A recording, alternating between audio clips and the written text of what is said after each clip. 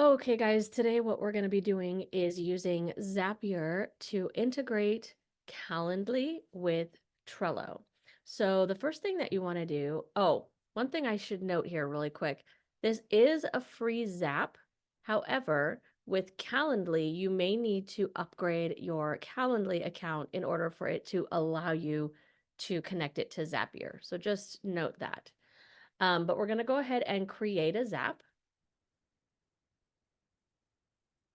And from here, we have two options. We can come in here and just start building out our Zap, or we can utilize the AI tool to kind of guide us in the right direction. In this case, let's give that a shot. So what we want to do is integrate Calendly with Trello, and then we'll hit generate.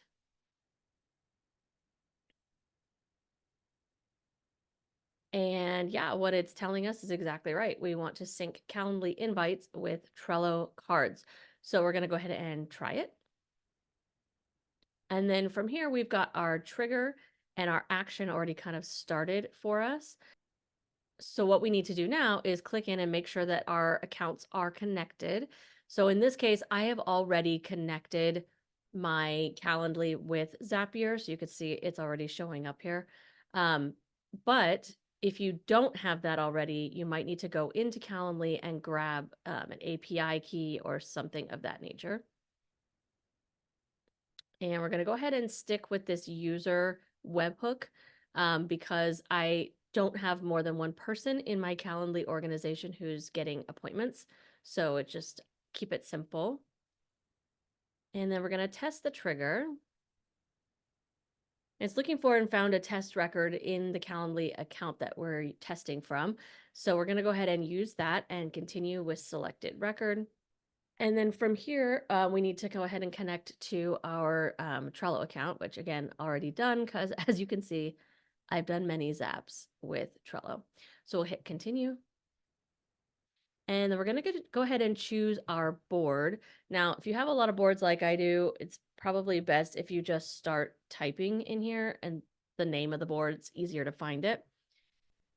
And then we are required to choose a list on that board. Highly recommend that you've already created that before you even start this process. So we'll go ahead and hit Clarity Call Notes. And then what I like to do is for the name of the card, I like to put in the name of the invitee. I will come back to the description in a second. You can add a label or create custom labels from this, meaning that if you don't have a label already on your board called that, it will create it. However, it will not create it with color. It will just be a gray label. So just know that you can change it once you get to your Trello board. But if you want it to be a colorful label to begin with, then you should create that label on your Trello board first, and then you can select it here. And then we can choose if we want the new card to show up at the top or the bottom of our list. I like it to be at the top.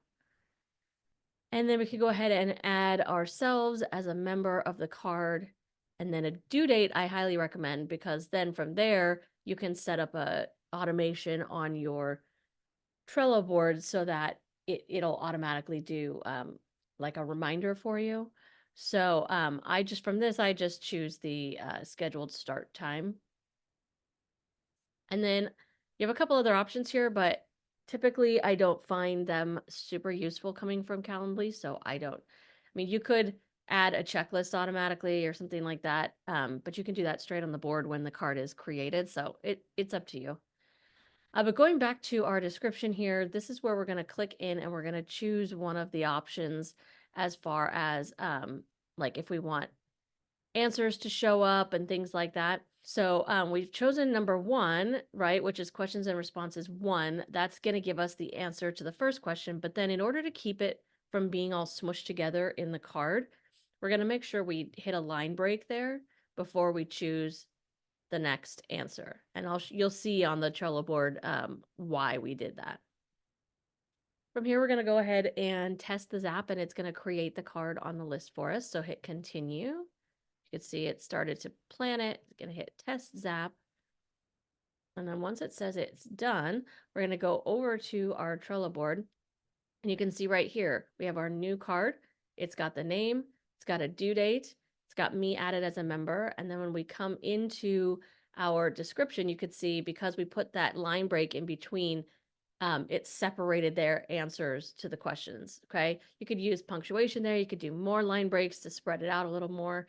But that's basically how you integrate Calendly and Trello using Zapier. The online tools for your business do not need to be complicated or overwhelming. It's time to let it be easy.